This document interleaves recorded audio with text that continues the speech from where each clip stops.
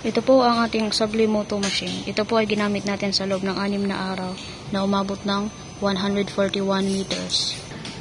Ito po ang ating printer head. At yun naman po ang capping. Head clean.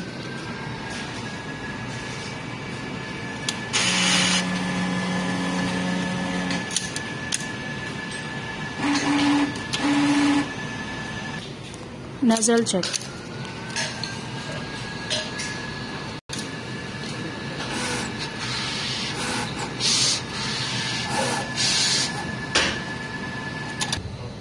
Ito po ang ating AVR. Ito naman po ang ating ink system. Dito naman po nakalagay ang ating Sublinova ink used. At ito naman po ang ating output record na umabot ng 141 meters. At ito naman ang ating Subli roll updated.